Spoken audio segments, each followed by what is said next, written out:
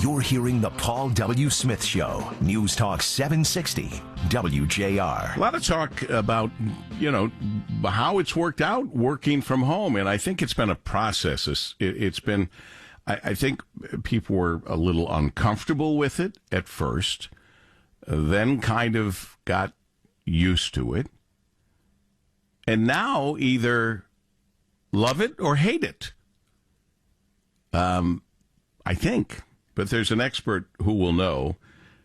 His name is Spencer O'Leary. He's the CEO of ActiveOps North America, a specialist on remote workers. This global company is a leader in management process automation. Their smart software gives managers the ability to lead remote teams and maximize employees' engagement and performance without overworking those employees. Fascinating line of work. Spencer O'Leary, welcome to the Paul W. Smith Show at WJR. Hi, good morning, Paul. A lot of us like working from home. We may not have done that at first. We may not have liked it at first, but we kind of are used to it. And since we are creatures of habit, for the same reason we didn't like working at home initially, after doing it for over a year, we like it now. How does that all play into what you do? So I think it's a fascinating subject, Paul, and something here at ActiveOps that we've been helping some large customers in the United States deal with. So I think there's two different parts of the subject here. One is working from home, and the second is managing people who are working from home. So whilst working from home is something we all adopted in early 2020, and it wasn't that difficult. As long as you give people the right technology, you give them some IT equipment that helps them connect to the office, then actually processing work, doing the job I used to do, sat at my desk in the office, now doing it at home. Certainly technically, it wasn't that hard to do. It's a big change, but it wasn't that hard technically to do. But the thing that we found through the latter part of 2020 and into 21 has been managers' ability to manage those employees who are now working from home. So that's both managing their performance. Are they being productive? Are they working the right number of hours? Are they creating the right output? But also their well-being. We used to be able to manage well-being using our ears and our eyes. We could see our employees. We could talk to them around the coffee machine, around the water cooler. Now that's harder to do. And also as a manager, do I feel in control?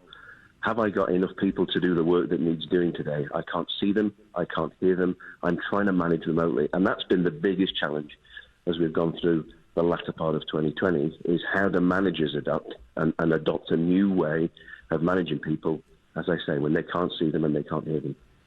Do you weigh the benefits? Do you take a look at the idea of having people in the office and the needs that go with that, and the benefits of having people do it from home, saving at least the company quite a bit of money in terms of the size of their building when the lease comes due? I suspect a lot of companies aren't going to renew those leases they've had for years because they found that they don't need that much space, and so there'll be savings there right away.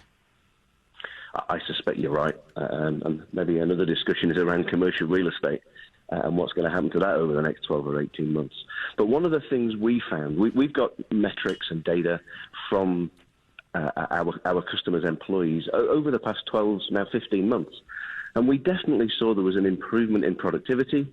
For some, there was an improvement in well-being, and those metrics continue to rise right throughout 2020.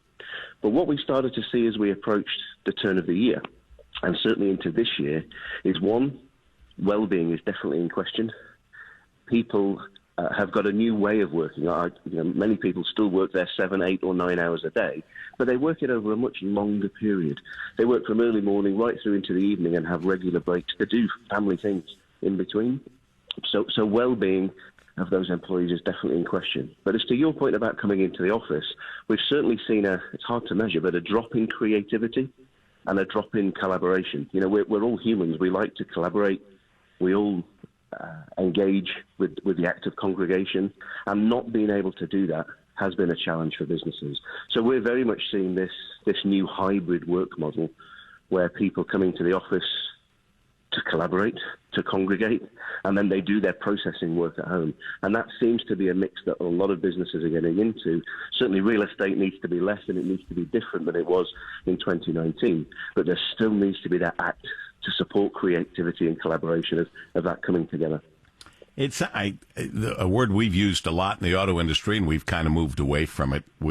When we started having a combination electric and gas vehicles, we used the word hybrid. Now we're going to all electric, so hybrid's going out the window.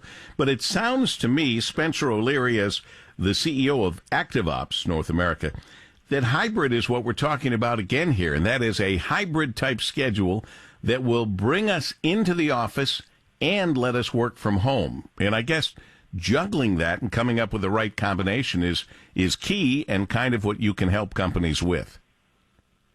And that's exactly right, Paul. The hybrid model where on certain days I work from home all day, I process work.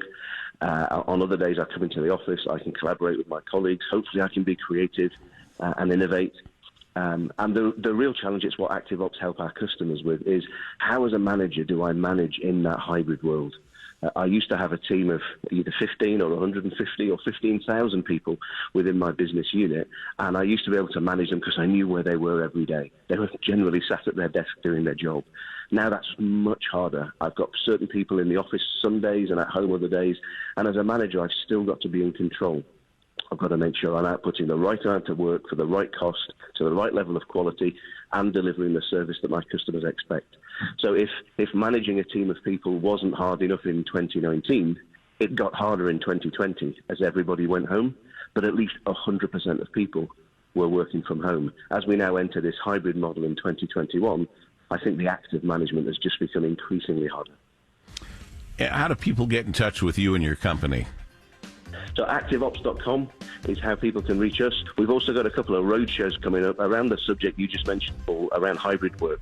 Atlanta, 22nd of June, Tampa, Florida, 29th of June. We're going to bring organizations together to start collaborating about this new hybrid world and how ActiveOps.com can help. Very good. Spencer O'Leary, CEO of ActiveOps.com. Thank you, sir. Thank you, Paul.